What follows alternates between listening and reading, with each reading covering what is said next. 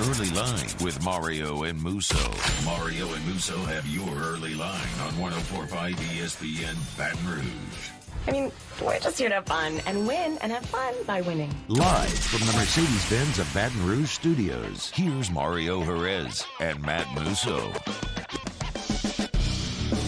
A good Thursday afternoon. Welcome in. Matt Musso alongside Mario Jerez to my right. We have your early line. Michael Patel, Taylor Sharp on the audio and video boards here on this fine Thursday. Plenty to get to as always. Mario, how are you? I am awesome, man. Second of two shows for me today. Feeling good. Lots of good vibes having to do with sports and otherwise. How are you, my friend? I'm doing well. I'm excited for the show today. I like the topic we have set for the 2:15 segment of it's looking at futures odds for an NFL division just in a different way, though, right? Every year you have somebody go worst to first.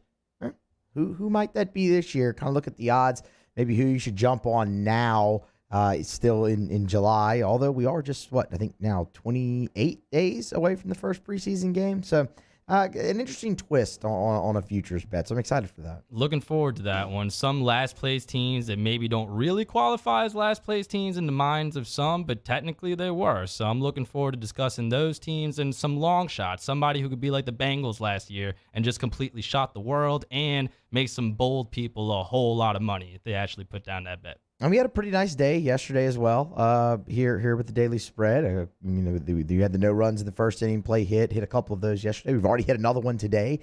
We have another one to give out. So hoping to just kind of keep the momentum rolling. Shout out to David Peterson going over his strikeout total for the Mets last night. We love to see it. Hey, there you go. So cashing a few tickets. See if we can't cash a few more. Let's start with our daily spread. Presented by Suspense Events.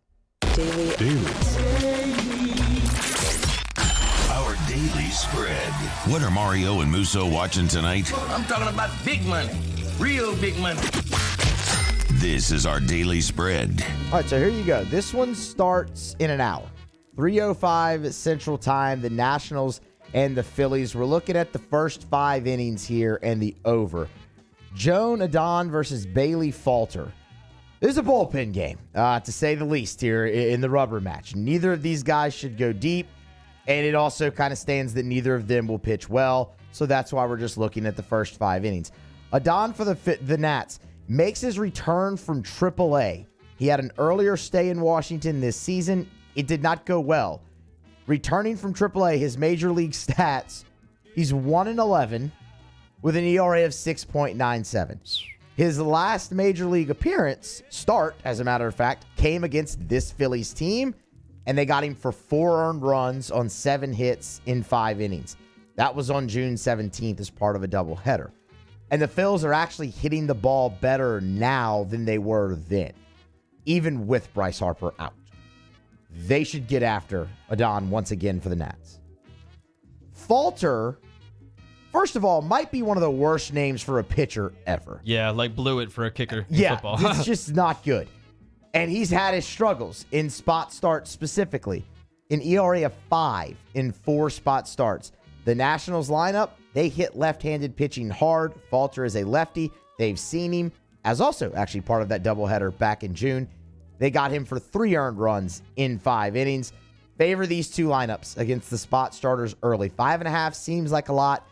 You should be able to get to over that number.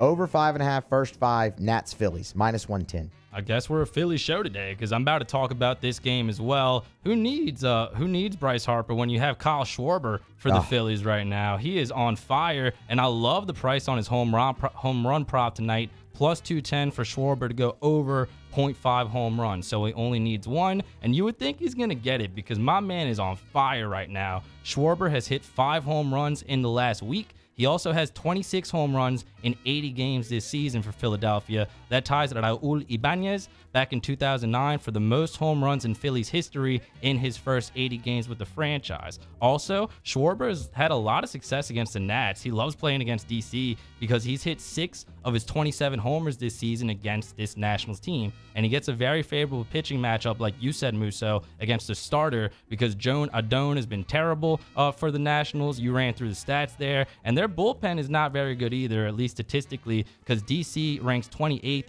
when it comes to bullpen ERA this season. They're facing Kyle Schwarber, who won't stop hitting balls out over the fence. I like his home run prop tonight, plus 210 for Schwarber to go over 0.5 home runs for the Phillies. I very much miss Kyle Schwarber playing for the Boston Red Sox. I bet you do. It was a lot of fun down the stretch last year with Kyle Schwarber. And I mean, he's doing the same thing now that he was doing then. So ever since really he was at Indiana, guy's just been a freak show. So the Giants and the Padres, this is our no runs in the first inning play. 8:40 p.m. Central first pitch. Price a little rich at minus $1.60. Definitely more than we normally go for here. But you have Logan Webb versus Joe Musgrove on the mound. When you look at Logan Webb, I mean, the guy was the ace for the division-winning San Francisco Giants last year. Had Cy Young quality numbers, just kind of lacked the wins in that department to really be there. He got off to a really slow start overall this season. Right now, just in the first inning, he stands at 11-5 when you look at his NRFI. But he has recorded 8 straight, so he's starting to turn it around. And that has improved his numbers by a lot. Just a .217 batting average against in the first inning to go along with 4 walks and 64 first-inning batters faced. Joe Musgrove, we've featured him a lot here when it comes to this play, and he's been very reliable this season. A cool 11-3, no runs in the first innings for the Padres ace, a .212 batting average against, and just 2 walks in 54 first-inning batters faced. The Giants lineup is one of those that's in the category that you only fade when they face a really good pitcher. Musgrove is that really good pitcher. The Padres lineup, on the other hand, they are still shorthanded. It's still really just the Manny Machado show. They have tallied a first inning run in just 1 of their last 10. Again, price is higher than we normally go for, but when you looked at the late slate in Major League Baseball tonight, it was the play that stands out. So we go with Giants, Padres, minus 160, no runs in the first inning. Let's wrap up the daily spread with the little NFL futures. Going to have more of these on the show going forward. I know that yesterday was Win Total Wednesday, but with Baker Mayfield going to the Panthers, it got me thinking that means he's not going to go to the Seahawks, and that means the Seahawks aren't going to have very high expectations this year. That's why I was a little surprised to see the over, or the under, I should say, on their win total, 5.5 at plus 120 odds. And this is a bet, like I said yesterday about the Chicago Bears, that I would put down right now. And look no further than Seattle's schedule. This is kind of a low total, and there are definitely some winnable games on there because they play the Falcons, the Lions, the Giants, and the Jets. But the rest of their schedule, very tough. Also, interesting nugget here, the Seahawks have the toughest schedule this season in terms of distance that they have to travel, because they had to travel the farthest out of any of the 32 teams with a total travel mileage of 29,446 miles, and they cross time zones 34 times. That's a lot of traveling. I was talking with Hilly about it on the show not long ago, and he said that that could be a factor. And we know about Drew Locke. He got dragged on Twitter by the U.S. Open account, and since he came in the league in 2019, he's pretty much been a space filler. Was just spelling Teddy Bridgewater whenever he was hurt, and towards the end of the season when they wanted to bench him, but didn't really accomplish anything in Denver. So I'm not expecting much from him in Seattle, and their defense is awful too. Jamal Adams is a decent player. He earns the salary there, but as a unit, don't have very much faith in Seattle, despite the fact they're bringing in a first-year DC. So this is another futures bet, Musso, where I just don't want to overthink it. I'm watching out for a Jimmy G trade potentially to Seattle. I think maybe they're the only team that would even be interested in Garoppolo at this point, but either way, I do like the price, and I do like the play here, under 5.5 wins for the Seattle Seahawks at plus 120. Wonder how often that happens to the Seahawks, that they have to travel the most in the NFL. Yeah, I mean, Seattle's it's up there in the Pacific Northwest corner. I mean, you got a long ways to go. A Buffalo would be another team I would imagine that falls in there on their plate a lot too. You would think, but either way, that is a lot of distance. And like I said, I talked about it with Jay Hill. You factor in the fact that most of these teams are going to London now. That is a lot of jet lag on a team that probably doesn't need any more obstacles in its way. Well, you know what? Look, it's probably going to be a pretty rough season in Seattle. Yeah, So, Pete Carroll on the other side of 70 now. That team pretty much, completely rebuilding. Just not expecting very much. even if they do somehow trade for Jimmy G, how much of an upgrade really is that? So, Yeah. I mean, that seems to be it's going to be a pretty massive uphill climb for the Seahawks. Yep, I would think so. Can't get by with just decaf Metcalf. You got to get him some reinforcements down there. Yeah. Hey, look, and you mentioned he was sticking up for Drew Locke when the U.S. Open tennis account was just absolutely brutalizing him. When you have to stick up for your quarterback, you have no choice but to do so. Ask Robbie Anderson. Yeah, well, and he had no other choice. And then, it's not, again, Robbie, we didn't paint the narrative, big guy. I mean, it's not like someone put words in your mouth. You kind of said it yourself. Internet is ink, kids. Careful what you post. Internet is ink. Always come back to bite you in the worst place. That's our daily spread for the day, presented to you by Suspense Games. We've been telling you about them all week. Really, really interactive, really unique formula. If you want to upgrade a game night, upgrade your kid's birthday party, maybe you own a company, you just need a team building exercise. Get over to suspenseevents.com. Link up with our guys, Spencer Hunt, Tyler Hunt. They've created their own trivia game show. They bring it to you. Maybe you're a restaurant owner and you need a trivia night at your restaurant. They can help you with that. They host plenty of them already. Family reunion, spice that up a bit. They could do that. Game, about 45 minutes each. The display, it's incredible. Mario's going to tell you a little bit about that. And you know what? You don't have to limit yourself to just one game. They'll stick around. They'll play 2. They'll play 3. They'll even play 4. Maybe more than that if you like. They'll take care of you. SuspenseEvents.com.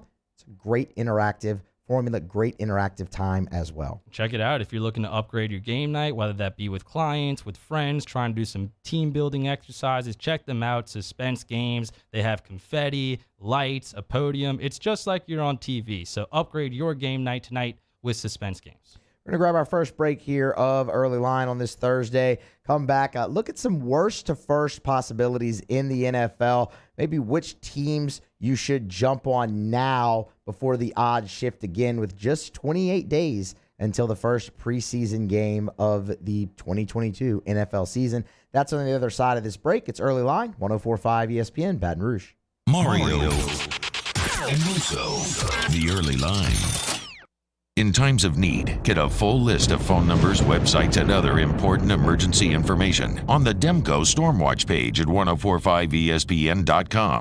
Gulf Coast Office Products is a nationally recognized Savin office equipment dealer based right here in Louisiana. Over 100 employees strong, Gulf Coast has the boots on the ground to support all vertical markets, from education, engineering, legal, and finance. With the latest in office technology, from desktop to production segment units, Gulf Coast and Savin have the perfect fit for you. Call 225-756-2644. That's 756-2644 for Gulf Coast Office Products. I've been doing business with Luba for 25 years. They're dependable, trustworthy. It's just the attention to detail with our clients. Our folks have years and years of experience. They're highly trained professionals. But many companies have that asset. What I'd like to think makes Luba a bit different is that we use those talents in a way that truly is dedicated to serving the needs of the folks who depend on us.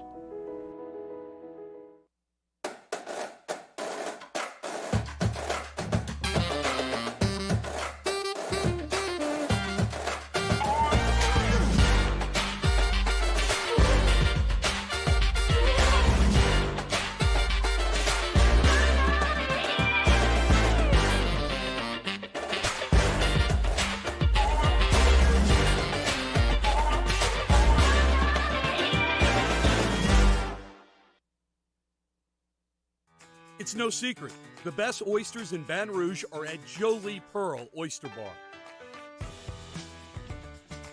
Enjoy mouth-watering South Louisiana flavor and oysters from all over the country.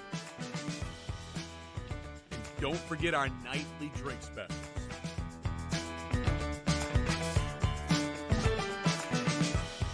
Jolie Pearl Oyster Bar, located in downtown Baton Rouge. Eli's always been into grilling. It took us a while to see it, but the signs were there. What are you doing, Eli? I knew grilling was my thing. I have been talking about it throughout my career. Happy with the results? I am. Got the new grill from barbecueguys.com. It performed great.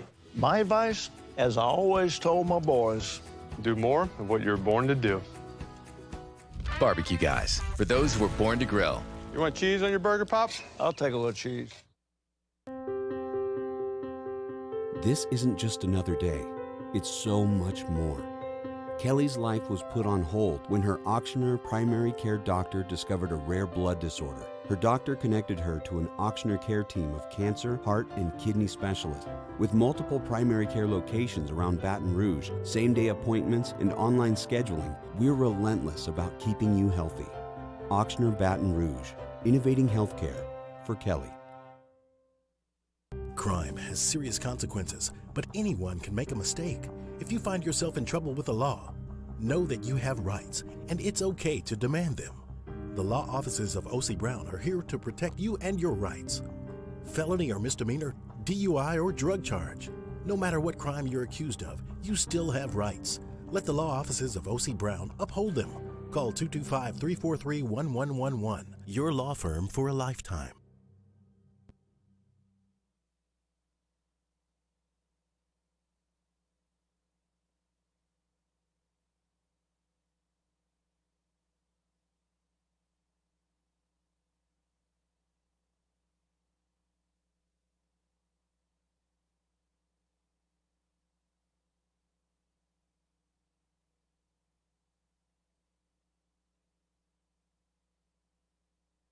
On Friday's OTB, LSU OC Mike Denbrock comes on the show as we continue to hurtle towards a new college football season. Plus, latest of the black and gold off the bench, 7 to 10 a.m., 104.5 ESPN.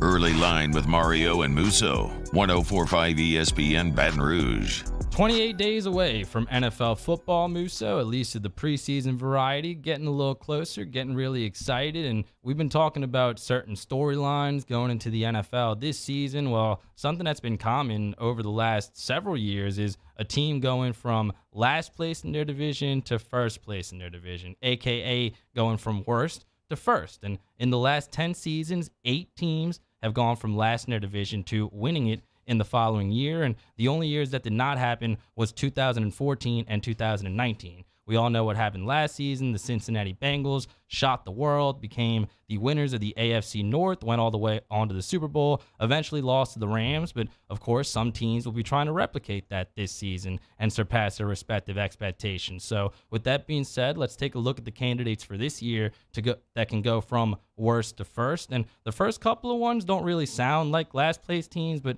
they are. And the Baltimore Ravens right now have plus 170 odds to win their division. The Broncos are at plus 250. And then if we start getting into the long shots, the Jaguars plus 700 to win their division. Then the Detroit Lions are at plus 1,000. The Panthers plus 1,200. The Giants plus 900. The Jets plus 2,200. And the Seattle Seahawks, who we were just talking about in the last segment, at plus 1,600. Anything jump out to you just hearing the candidates? Well, there's certain teams you can eliminate, right? The Seattle Seahawks are not going to win their division. We kind of talked about that a little bit in Daily Spread. Under 5.5 of their win total is probably the more likely scenario. You don't even really know who's going to be quarterback. It's either going to be Drew Locke or Geno Smith, most likely, and that's not necessarily a recipe for success. You can eliminate them. You could probably eliminate the New York Giants. Like they're not the first-year head coach. Not very committed to your quarterback in Daniel Jones, not picking up his option, right? Obviously, probably one of those teams looking to maybe tank. I know that's such a dirty word now, but tank a little bit. Probably going to finish worst again, dead last, most likely. Cowboys look to be pretty good again for in the NFC East, or the NFC least. Then you also have the Philadelphia Eagles. So I mean, it's going to be tough if you're the New York Giants. Same thing for the Jets, right? Come on, they're not going to overtake the Buffalo Bills and win the AFC East. But you do have some interesting candidates. The Baltimore Ravens have to be your favorite at doing this, which would actually be the second year in a row you have a worst to first winner in the AFC North, as Of course, the Bengals went worst to first last year and all the way to the Super Bowl. But you look at the Ravens, they have to contend, obviously, with Joe Burrow in Cincinnati, and Cincinnati did a lot to strengthen their case. But Baltimore, just in general, being healthier than they were last year, gives them a great shot to do this. I would think so too, and I'm hesitant to pull the trigger on them just because I'm so high on the Bengals. But again, if there's a team that's going to do it, they would probably be a good candidate. Same thing can be said about the Denver Broncos at plus 250. Some people might think that's pretty good value if you're really high on Russell Wilson and you love what the Broncos have built and just kind of think he's the missing piece. But if you're looking at some long shots here, I know we tried to make the Jaguars happen a lot last year, but just looking at the state of their division right now, Ryan Tannehill kind of tailed off towards the end, played really bad in the postseason. The Titans also lost their best wide receiver in A.J. Brown. And then the Colts have high hopes for Matt Ryan, but he's getting a little bit older. He doesn't really have too many receivers that put the fear of God into defenses, at least not in my opinion. And if Trevor Lawrence takes a big leap, if some of these skill position guys that they picked up over the offseason, like Christian Kirk, who they gave a lot of money to, maybe there's a world where the Jaguars overachieve and can do this. I mean, the Bengals were in a similar vein last year. Young quarterback, didn't really get a chance to do too much. Joe Burrow, it's because he was hurt. Trevor Lawrence, it's because Urban Meyer was his head coach. But if we're talking about long shots, not saying they're going to do it per se, but I think we need to at least mention the Jaguars. Yeah, mention them for sure. And they had a pretty decent draft again this year. For me, with Jacksonville, it comes down to the organization. I think it's a very poorly run organization, and I think that is actually the problem there. I think Doug Marrone's a fantastic hire. Is a fantastic hire. I mean, he hired a guy who won a Super Bowl. Like that's going to go well. It's going to go well there for them, most likely. Yeah. But to the tune of winning the division, I don't know. They're still a very young team. I still have questions just about the organizational strength as a whole there. I don't think it's a very good organization. That's why I'm always hesitant to put any type of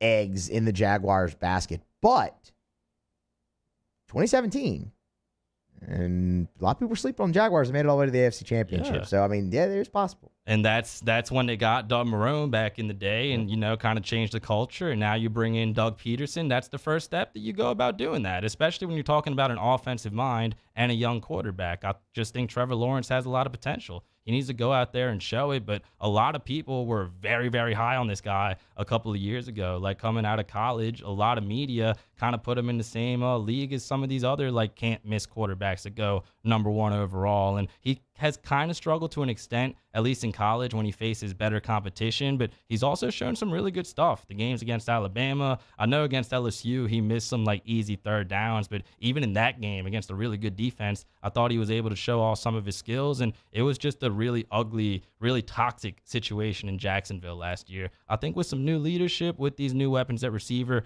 maybe they could overachieve a little bit, but that's just if I had to pick one of these teams, because I think the Lions division is just too good for them to win it. I think the Jets division too, they're not messing with Buffalo either. So this might be a year, actually, Musso, where this does not happen. I would think. Unless I think the Ravens have a great shot at doing it, though. I think that is it. The Broncos are interesting, though. I know you brought them up. I'm fascinated by the AFC West this year. I just am. We were talking with Raphael on Tuesday, and he said he expects the Chiefs to take a step back. I actually don't really disagree with that. I think the Chiefs, the Bills should have ousted them early in the playoffs anyway. Patrick Mahomes just took matters into his own hands. Yeah. But the Chiefs, remember, they were just like the fade god early on last season. In the middle of the season, they were a bad team. They were. Straight they weren't up. good. And now you're losing Tyreek Hill. And is your defense really that improved? So it stands to reason that the Chiefs could take a step back. But then you look at a team like the Los Angeles Chargers, who we talked a lot about earlier this week as well with Justin Herbert and his MVP odds, right? That's a really talented team, top to bottom. It's a really, really good roster. You could make the argument it's the best roster in that division, kind of what we talked about there. So you'd have to get over that hurdle. But, it feels like the most wide open division in football. It's got the best quarterbacks in football. So, you can't sleep on Denver there to do it. I still have question marks, I think, about their defense more than anything. So I would lean to Baltimore. Baltimore's the favorite to win that division. They're the odds-on favorite to win that division. So, maybe you see what happens with the Browns and a Deshaun Watson. if Deshaun Watson plays this year, it's not going to be for the entirety of the season. So that's going to set the Browns back. So I really kind of think they're a non-factor when it comes to that. I think it's a two-horse race. No disrespect to the Steelers. They have a really good defense. Obviously, TJ Watt's a freak show. But you're probably going to have a rookie starting at quarterback at some point in Kenny Pickett. So, where does that go from there? You wait and see. It feels like a two-team race. And if Lamar Jackson's back healthy and he can play close to the MVP level he did, they drafted well once again.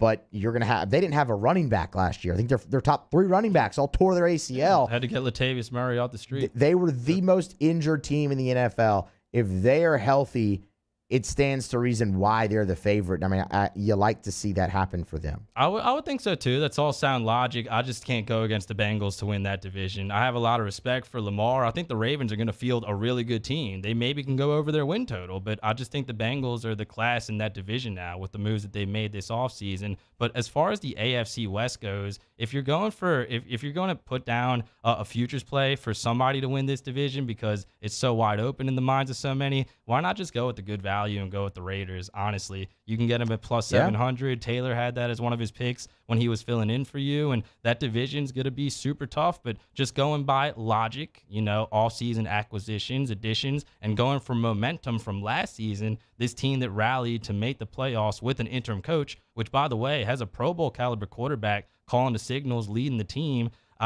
you can argue they have the best roster in the division as well, just because the weapons they have a receiver with Adams, everything they've added on defense, and because Derek Carr is their quarterback. If I'm going to make a futures play in that division, I'd probably go with the Raiders just because of the value you get. We haven't talked about the Panthers yet. So obviously they traded for Baker Mayfield. Obviously the Panthers finished dead last in the NFC South last year. Their odds yesterday went from 12-1 to 10-1 after the acquisition of Baker Mayfield. You still got Tom Brady in that division. Yeah, that's pretty much the deciding factor, right? But something would have to happen to him, I guess, and maybe to Jameis Winston. But I don't think the Panthers have any chance to win the division at all. Like, this is a futile play. I think they can maybe find a way to scrape away to have a decent season, maybe contend for the playoffs, maybe approach that win total of 7.0. I think they got a little bit better with the Baker Mayfield trade, but even in a perfect world, there's no way in hell they're winning the division just because they're not competing with Tampa Bay nor with New Orleans. I don't disagree.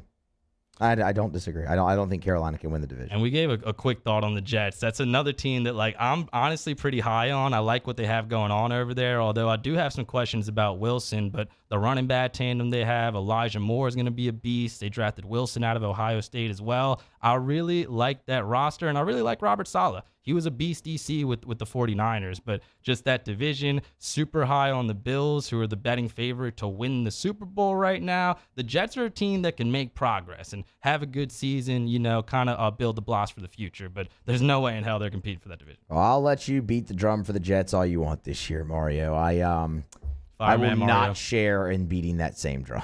Okay. I don't know why. I've always had a little affinity for the Jets. Maybe I've been hanging out with Jimmy Ott too much. I know he likes to bet on them, but we'll see what the Jets are able to do at plus 2,200 odds. So tough to see, man. These kind of things are always really difficult to predict, but this does happen every single year. Again, 8 out of the last 10 NFL seasons, somebody has gone from worst in their division to first in their division. So let's see who can do that or who can't do that this upcoming season. We will break right now. We'll come back, and we'll have more early line for you here on 104.5 ESPN Baton Rouge. Early Line with Mario and Russo. 104.5 ESPN. This week on DropBiscuit.com or wherever you listen to podcasts is our new series, Pops, the Louis Armstrong story. Pops is brought to you by New Orleans & Company. Check out NewOrleans.com and come visit New Orleans. There it is, the extra mile, on the border of expected and extraordinary for those willing to go further, like vans customized for work or play, with safety and tech to keep you connected, supported by a 5-star sales, service, and finance team, and backed by the 1-star you know. So go the extra mile. It's never crowded, because so few have what it takes to go there. Mercedes-Benz Vans.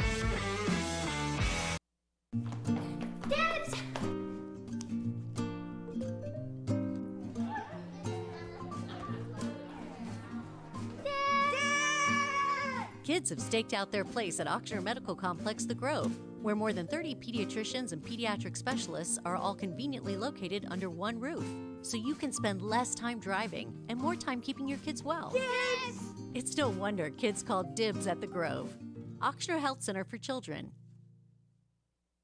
And this year, 2022, it's time to finally treat yourself. Bring your boat to the next level with front-to-back boat service. You want the latest and greatest marine technology?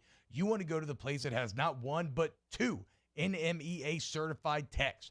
Family-owned and operated by the Sherman family for 30 years, front-to-back is the answer in Baton Rouge for all of your custom boat needs. So head to fronttobackboatservice.com or find them on Facebook, Front to Back Boat Service.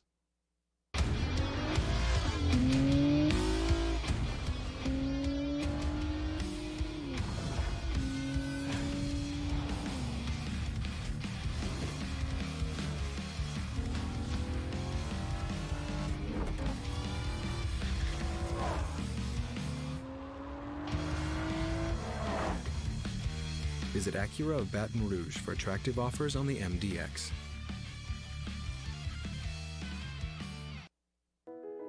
I've been doing business with Luba for 25 years. They're dependable, trustworthy. It's just the attention to detail with our clients. Our folks have years and years of experience. They're highly trained professionals, but many companies have that asset. What I'd like to think makes Luba a bit different is that we use those talents in a way that truly is dedicated to serving the needs of the folks who depend on us. My own people call me an Uncle Tom. I play music. Been wined and dined by royalty. Trying to bring people together. All people. But regardless of all that kind of stuff, I'm still Louis Armstrong. Here's the man you're waiting for, the king of jazz, Louis Satchmo Armstrong.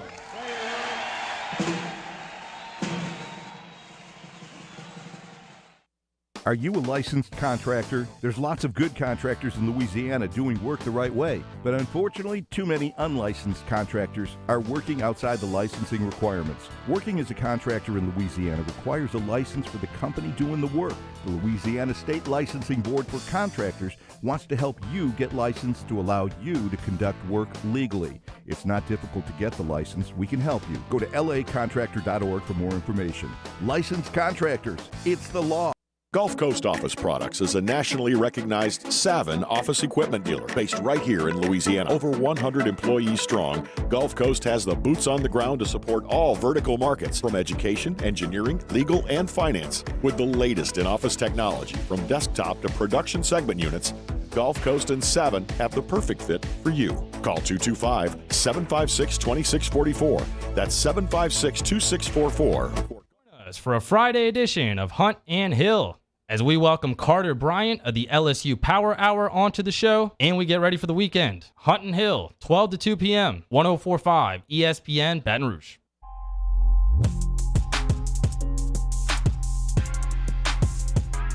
You're getting the early line with Mario and Musso on 104.5 ESPN Baton Rouge.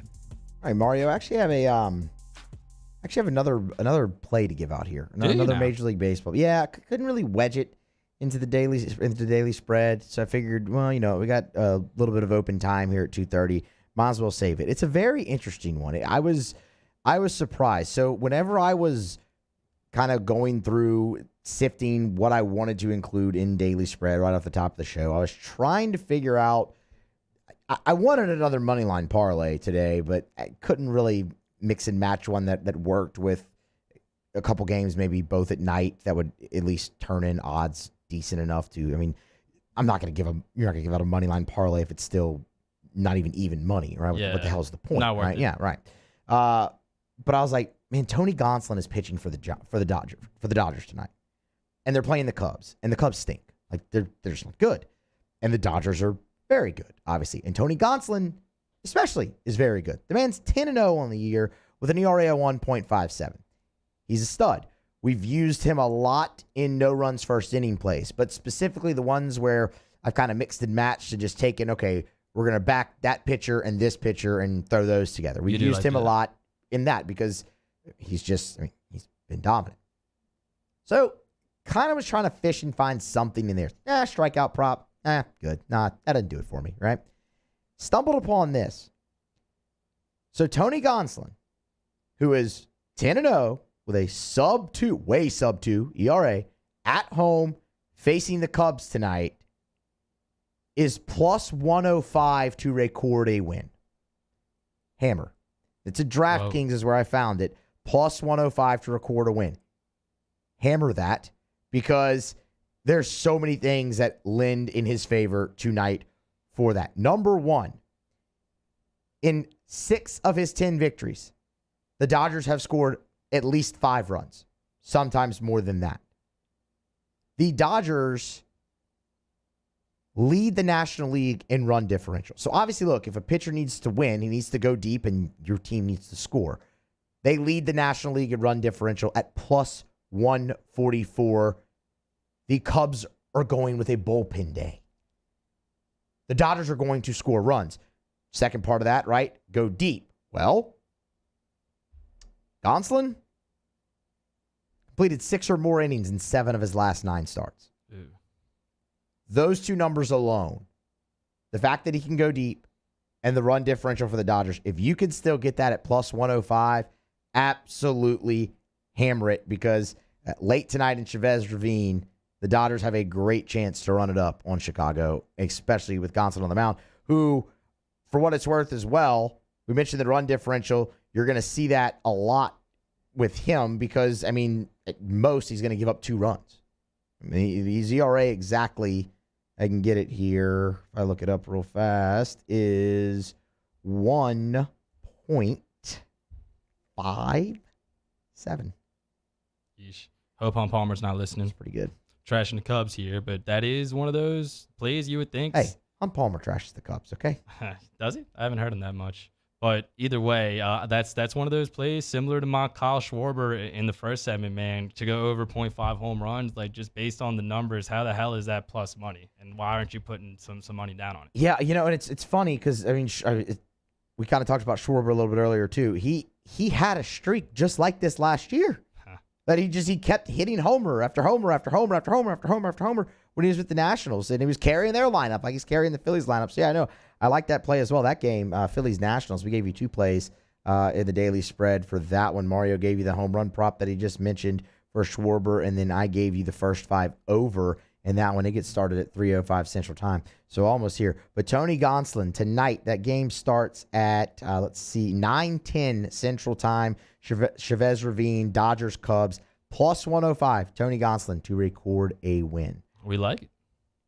There was an over I was looking at as well earlier, and I can't find it now. Oh wait, it was a game that already started. Never mind. Oh, I hate when that happens. Yeah, it was the first game in the Pirates Reds doubleheader, and it's actually a good thing because it's not. I mean, this top of the 6 is 3-1. They got a long way to go. I think it was like 8.5 or 9 was the total. So, never mind. Scratch that. The Royals are beating the Astros again.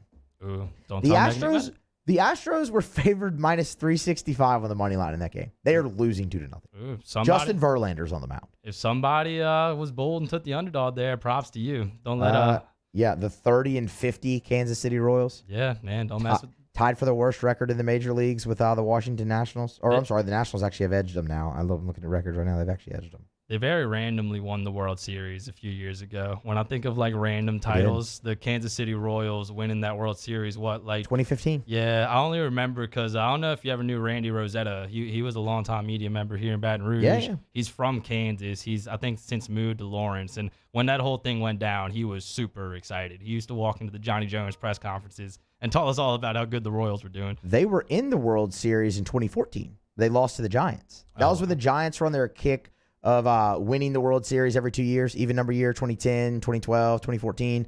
And then they got back in 2015 and won. There you go. Okay, maybe I'm not giving the Royals enough credit here. I mean, no, they've stunk since then. They've been terrible. Well, at that year they were really good. And I've told this story before. I'll never forget. They had some people go viral or whatever it was back then, 2016, 2015, of some fans that had a big sign, and they were playing the Orioles in the World Series, and the sign was an ode to a Lil Wayne song, and it said, "These O's ain't royal." I thought that was really cool. They ended up winning the series, obviously. Speaking of the O's, wait a minute. Speaking of the Orioles, so interesting you play with them tonight too. Just maybe if you're interested there, they're actually the favorite over the Angels. They should be the favorite over the Angels tonight in Camden Yards. It's a short price at minus $1.15, 6:05 first pitch. Probably not a bad spot to actually take the Orioles. Looking like a bullpen game for Los Angeles after Shohei goes last night.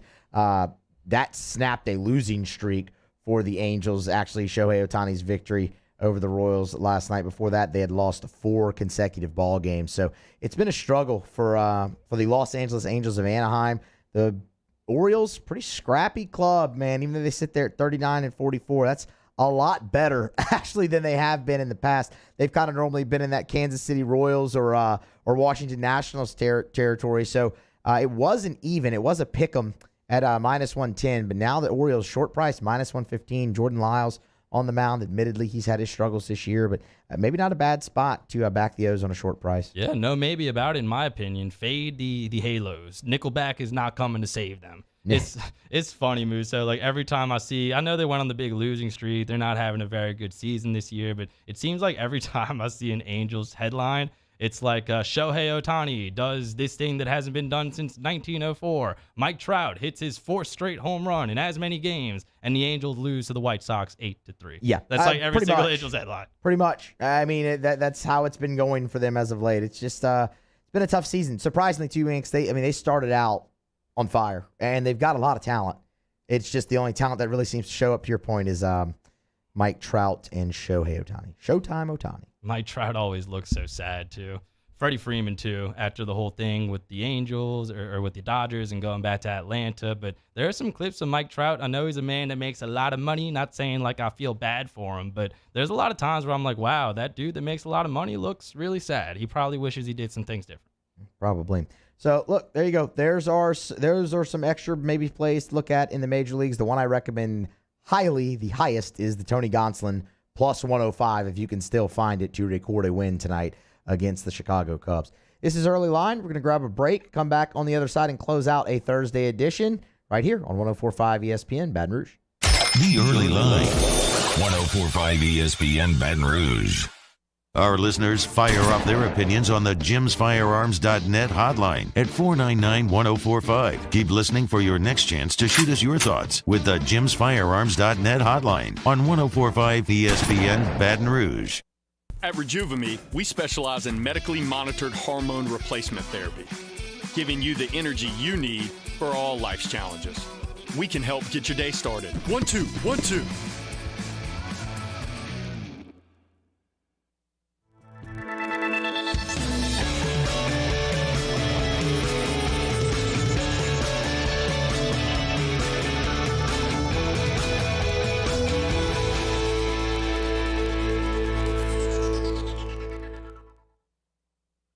The best things in summer are unofficial.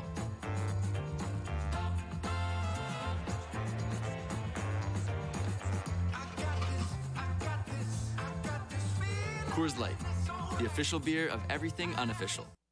Are you a licensed contractor? There's lots of good contractors in Louisiana doing work the right way, but unfortunately, too many unlicensed contractors are working outside the licensing requirements. Working as a contractor in Louisiana requires a license for the company doing the work.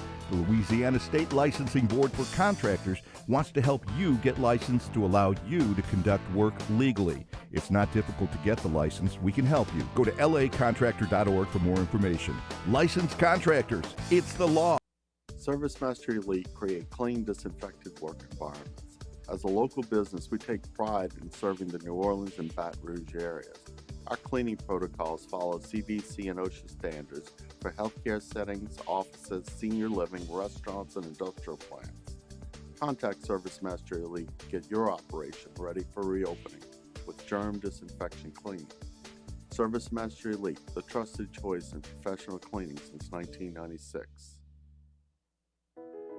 I've been doing business with Lube for 25 years. They're dependable, trustworthy. It's just the attention to detail with our clients. Our folks have years and years of experience. They're highly trained professionals, but many companies have that asset. What I'd like to think makes Luba a bit different is that we use those talents in a way that truly is dedicated to serving the needs of the folks who depend on us.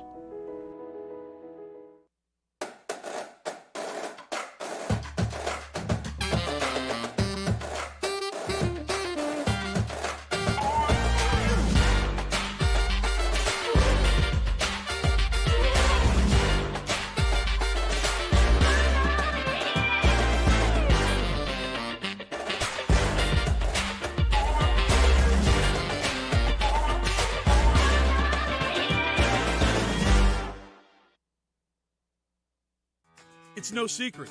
The best oysters in Baton Rouge are at Jolie Pearl Oyster Bar. Enjoy mouth-watering South Louisiana flavor and oysters from all over the country. And don't forget our nightly drink specials.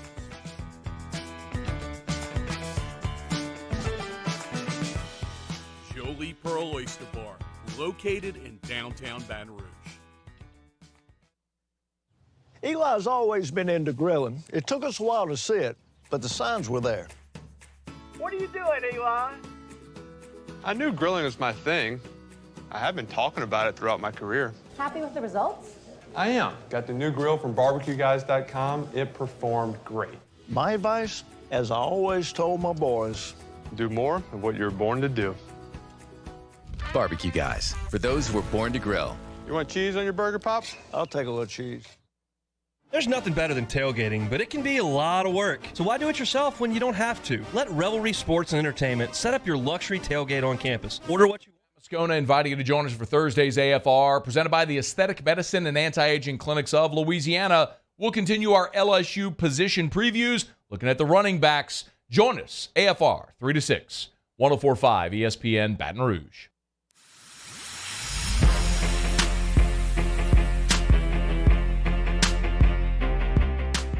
You're getting the early line with Mario and Musso on 104.5 ESPN Baton Rouge. Wrapping up the show here on the early line. Fun show. Fun week this week, Musso, although it was a short week. Looking forward to tomorrow's show as we give you some plays going into the weekend, and we keep going here in the month of July. We're already pretty much 1/4 of the way through, man. Kind of crazy. It's wild, man. Time flies. I know we were kind of talking about it earlier, like a couple weeks. SEC Media Days will come and go, and then after that, you have training camps all around the NFL in the first preseason game. So it flies by. I am very excited. Also got Summer League for the Pelicans coming up in a couple days. I'm pumped about that. Maybe we'll give some plays on Summer League. Can you bet on Summer League? I don't know. Yeah. Either way. Okay. I mean, Mario, you can bet on preseason football. Why can't you bet on Summer League basketball? And again, like the preseason football plays last year, I'll leave the Summer League basketball plays to you on that one. I'm going to stay away from that. Sounds good, brother. I got you. Wanted to wrap up the show today, though, talking a little bit more NFL. And yesterday, we were a little heavy on the Aaron Rodgers conversation. We were doing win total Wednesday for the NFC North, and we were discussing the win total for the Packers at 11. We both like them to reach that total. We'll see what happens in the playoffs, but as we start talking about Aaron Rodgers and the tattoo here, we'll get to that in a moment, but Aaron Rodgers MVP odds 10-1 right now. Of course, he's trying to win his third straight award, has taken home MVP the last 2 seasons, but an interesting stat that I found, the last guy that did that, Musso, 3 straight MVPs back-to-back, was the guy that Aaron Rodgers replaced, Brett Favre, back in 1995 through 97. So if you're a guy that likes to believe in history being an indicator, omens, things like that, maybe that's something to catch you. Not only that, I mean, that's kind of just 10-1 for the guy who's won it the last 2 years. It's kind of just one of those plays that maybe a little light sprinkle out of principle. Exactly. A guy, like you said, going for his third straight MVP. And I know they're kind of trying to design the team more to run the ball with Gabriel and Aaron Jones. But if the Packers have a good record, Aaron Rodgers is going to be putting up numbers. So I agree that is good value. I don't know if I agree that his tattoo is good, though. And a lot of people have a lot of thoughts on this. He says he's going to come out in a couple days. I assume he's going to do it on the Pat McAfee show because he clears up a lot of stuff about his life on that show. But he did get this tattoo yesterday, and it's interesting that this is Aaron Rodgers' first ever tattoo. in his late 30s. And it has some kind of meaning, he says, that he'll explain, like we said. But if you're not watching on YouTube, you'll see that this tattoo has 2 lions. One of the lions looks more angry than the other lion. Looks like we got a bunch of coordinates going on here. And, of course, we have the all-seeing eye because athletes and famous people and generally people that just make a lot of money love the all-seeing eye. So what do you think of Aaron Rodgers' tattoo, Musa? So I think that Kyle Madison on Twitter, at Kyle A. Madison, had the best response to it when he said, like a conversation, tattoo artist, what do you want to do today? Aaron Rodgers. Have you ever heard Kyrie Irving talk? Tattoo artist, say no more, fam. I mean, that sums it up pretty good. I don't even know what's going on Aaron Rodgers' arm right now. There's just a lot of, it's a lot. Looks like a lot of geometry, a lot of maybe otherworldly things happen. I don't really know what it is. It looks like that meme. You know the meme of the blonde lady when she's trying to figure something out and they got all the coordinates in the background? That's the kind of vibes I'm getting from Aaron Rodgers there. And I think maybe like it's interesting that it's his first ever tattoo. Like the fact that he has never gotten any tattoo before and he goes with something that extreme, I think kind of speaks volumes. We were talking over the break about Aaron Rodgers, kind of his personal life and how he acts. I think worst case scenario, our boy's just going through a midlife crisis. He wants to switch some things up. He wants to get some tattoos, and I'm okay with that. Look, Aaron Rodgers has always been a very eccentric fella, so not overly surprised. I guess that this, midlife crisis, maybe. I don't know. Tell you what, the guy's a pretty darn good football player. You know what I was surprised at? Something that our guy Patrick Queen tweeted, staying in the NFL here. Patrick Queen had a lot of people upset yesterday on Twitter because he had a very controversial opinion, at least in my mind. Patrick Queen said ranch is not better than blue cheese. This is a person I respect very much. Big part of the Ravens defense this year. Always owns Marlon Humphrey on Twitter, his teammate, whenever he starts talking good about Alabama. But this is a bad take by Patrick Queen. Ranch is not better than blue cheese. Blue cheese is nasty. Musa, if I'm having buffalo wings and they bring me blue cheese, I can't tell that it's blue cheese and I dip my wing in it on accident, I'm probably going to spit that out. I hate blue cheese, and I hate this opinion by Patrick Queen. It's a bad opinion. It's the wrong opinion. If an opinion can be wrong, I guess. But yeah, no, ranch is the play for sure. Ranch is a lot more versatile than blue cheese as well, if we're being honest. Like everyone thinks of ranch when you talk about wings because that's the conversation here, right? Blue cheese or ranch. They ask you that when you order a plate of wings. You want ranch or blue cheese? But ranch is a lot more versatile. First of all, you could use it on a salad. Pizza. A lot of people love it on pizza. I think it's great on pizza for what it's worth. Even chicken. You can do ranch on chicken, chicken tenders or things like that. You bacon ranch, things of that nature. You never hear bacon blue cheese, right? No, that doesn't happen. Ranch, bacon blue cheese. That exactly. Sounds awful. It sounds terrible. And you know what? Blue cheese might be the one thing on this planet that could ruin bacon. Nothing can ever really ruin bacon. Bacon's phenomenal. Blue cheese might be that thing that could do it. Terrible opinion by Patrick Queen. However, he was the MVP of the national championship game that was won by the greatest team of all time. So I think I can forgive him a little bit.